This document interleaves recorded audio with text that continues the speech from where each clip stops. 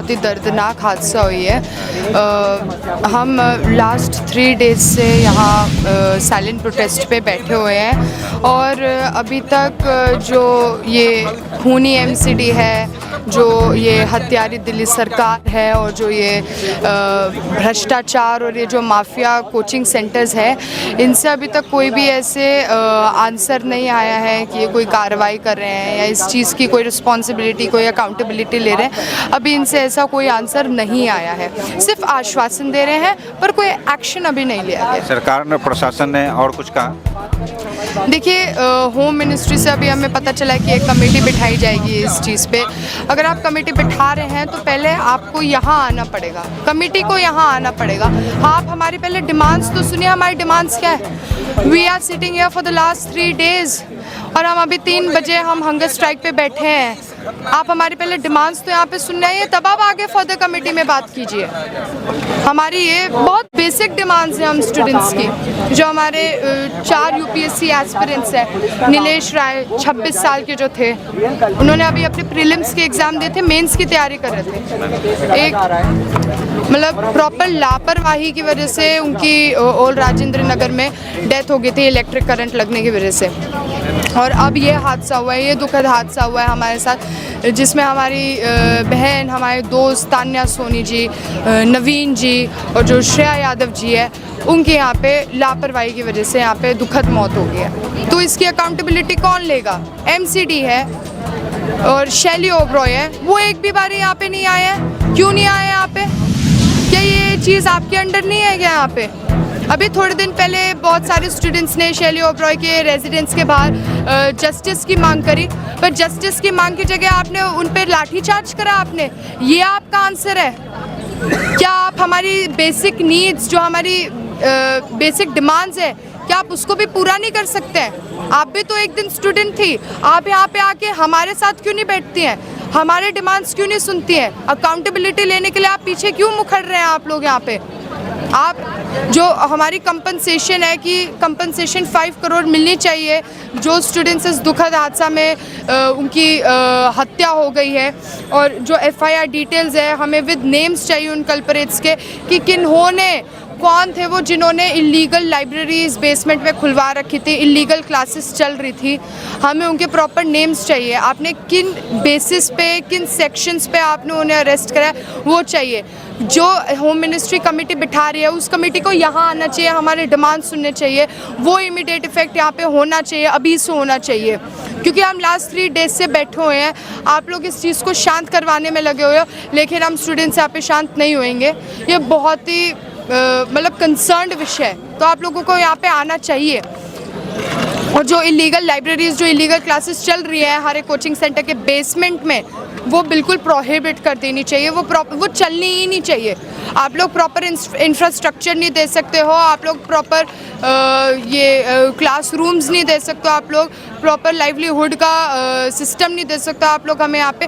आज ड्रेनेज और sewer cleanliness की वजह से, मतलब वो ड्रेनेज और सीवर क्लीनिनेस नहीं हुआ है, उसकी वजह से आज हमें अपने 3 भाई बहनों को खोना पड़ा। जो परिवार वाले, उनको अपना बेटा, उनको अपनी बेटी खोनी पड़ी। सारे आपने सपने चूर चूर कर दिए। वो जो घर था उसका चिराग आपने बुझा दिया। अकाउंटेबिलिटी आप ही तो लेंगे, रिस्पॉन्सिबिलिटी आप ही तो लेंगे, तो क्यों मुखर रहे हैं? क्यों नहीं आ रहे आप लोग यहाँ पे? तब संसद से लेकर सरकार और प्रशासन जागती है, क्या ये सही है? जी सही है, पर फिर कोई आप लोग इमीडिएट एक्शन भी तो नहीं लेते ना। मतलब ये सिर्फ कहने की बात है कि हमने अपनी कमेटी बिठा दी है और 10 लाख कंपनसेशन देंगे। ये 10 लाख कंपनसेशन तो बहुत हमारा सिस्टम हादसा होने के बाद ही क्यों जगता है? क्या लगता है आपको? देखिए, प्रॉपर भ्रष्टाचार है, एक्चुअली प्रॉपर लापरवाही है सिस्टम में, कि वो इंतज़ार करते हैं, वेट करते हैं कि हाँ जब तक एक नई दुर्घटना नहीं घटेगी तब तक हमारा सिस्टम सोता है। जैसे वो घटना घट जाती है, वो एकदम से जाग जाते हैं, थोड़ा सा इमीडिएट एक्शन लेने की कोशिश करते हैं, पर फिर बाद में उस मामला को बुझाने की पूरी कोशिश करते हैं। हादसे के कारण सबको पता ही है क्या है। फिर भी आप फेलियर गवर्नेंस फर्स्ट MCD जो यहाँ पे, ये आज के थोड़ी है। Indian governance system is deeply rooted corrupted. ये हर कोई जानता है, ये आप भी जानते हैं। गवर्नेंस के फेलियर के कारण ये हादसा हुआ है। बिल्कुल। तो फिर सरकार, आपने कभी सरकार से ये सवाल क्यों नहीं किया? सरकार से कौन नहीं करता है, सरकार देखो जब किसी हादसे सुनो पॉलिटिशियन जो होता है वो पॉलिटिशियन की तरह ही चलता है। जो एक आम की जो प्रॉब्लम होती है यहाँ पे किसी पर्सनल की नहीं है, यहाँ पे हर किसी बच्चे की है, क्योंकि हम बहुत दूर से यहाँ के सर्वाइव कर रहे हैं। यहाँ हर चीज़ में हर एक बच्चे को सफ़र करना पड़ता है, चाहे वो एक खाने से लेके हो, चाहे वो रहने तक हो, चाहे वो किसी भी चीज़ की हो, ठीक है। यहाँ पे वो चीज़ नहीं है, हर चीज़ में यहाँ टैक्स पे कर रहे हैं, चाहे आप खाना खा रहे हो आप उसका भी यहाँ जीएसटी दे रहे हो। और इतने रेट हाइक हो गए यहाँ पे कि आप एक नॉर्मल क्लास और मिडिल क्लास यहाँ सर्वाइव नहीं कर सकता है, सब कुछ इतना वो हो गया है। और दूसरा यहाँ पे सिस्टम क्या है, तुम इतना पैसा ले रहे हो लेकिन पैसा जा कहाँ रहा है और तुम क्या सर्विस दे रहे हो। देख, तुम ड्रेनेज ठीक नहीं कर सकते, तुम क्या कर सकते हो लाइफ में। एक ड्रेनेज प्रॉब्लम अगर इंडिया में नहीं होता है, बाकी स्टेट भी देखो ना, दिल्ली में क्यों नहीं। ये हादसे से पहले अगर जो प्रोटेस्ट वगैरह जो भी होते हैं, ये सिस्टम सरकार क्यों नहीं जागती हादसे से पहले? सरकार क्या लगता है? सरकार देखो, सरकार कभी भी नहीं जगती, उनको एक चाहिए होता है कि हम धीरे धीरे काम करते रहें और हमें वोट मिलता रहे। और हम इसे आप क्या कहते हैं कि कोई भी चीज़ हादसा के बाद ही जगनी चाहिए? क्योंकि यहाँ की जो सरकार है, इंडिया की जो गवर्नमेंट है वो इंसेंसिटिव है। वो छात्रों को लेकर के वो सेंसिटिव नहीं है। मेन मुद्दा यही है। इसी चीज़ को हम लोग को सामने लाना है, यही चीज़ को दिखाना है कि किस कंडीशन में यहाँ पे छात्र रह रहे हैं। इसी चीज़ को हम लोग सामने लाना। मेरा सवाल ये है कि जब कोई हादसा होता है तब संसद से सरकार और प्रशासन सब जाग जाती है और तब आप लोग प्रोटेस्ट करते हैं, उससे पहले तो क्या ये सही है?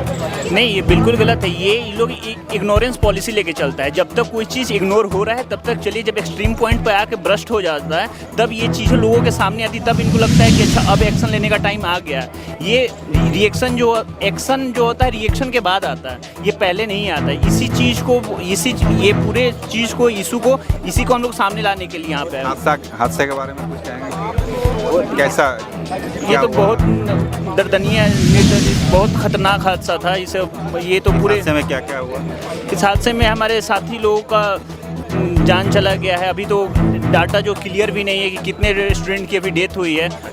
अभी जो पेरेंट्स अपने बच्चों को खोजते हुए आ रहे हैं तब पता चला कि अच्छा ये भी मिसिंग है, ये भी मिसिंग है।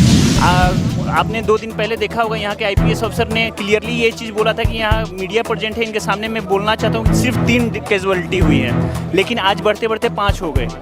और सेम ये देखो, यहाँ देखो, ये मीडिया पागल बना सकती है दुनिया को, लेकिन हम अंधे नहीं, हम आंखों देख के ये देखो गाड़ी में डेड बॉडी जा रही है, पुलिस की गाड़ी में।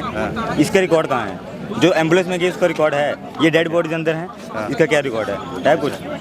ये देखो, ये पीछे गाड़ी खोल के पीछे भरा जा रहा है, कौन है ये, क्या कर रहे हैं यहाँ पे खड़े होके पीछे? पुलिस से गाड़ी में डेड बॉडी जा रहा है। इससे ज़्यादा इनसेंसिटिव चीज क्या हो सकता है? कैजुअलिटीज कितनी हुई है ये नहीं, अभी तो कोई क्लियर नहीं है, लेकिन मोर देन 10 ही है, इससे नीचे नहीं है। मोर देन 10 मर्जी पागल ना लो, दुनिया जो बच्चे यहाँ पढ़ रहे हैं, जो आंखों देख के कर रहे हैं, वो पागल नहीं बनते हैं, ठीक है। अब आप ग्राउंड रियलिटी पे हो, आपको पता है कि यहाँ पे क्या हो रहा है। बस ये सिंपल सी लॉजिक है सर। जब इतने बड़े बेसमेंट में 2 या 3 बच्चे तो नहीं रुकेंगे, वो सब भागेंगे। लेकिन अगर बच्चे 10 रुके हैं तो इसके बाद उनको लगा होगा कि इसके बाद पानी रुक जाए, तो 1-2 बच्चे रुक ही नहीं सकते हैं। ये बस एडमिनिस्ट्रेशन छुपा रही है डाटा, बस। अच्छा, एडमिनिस्ट्रेशन छुपा रही है। तो अभी एलजी साहब आए थे, उन्होंने कुछ कहा?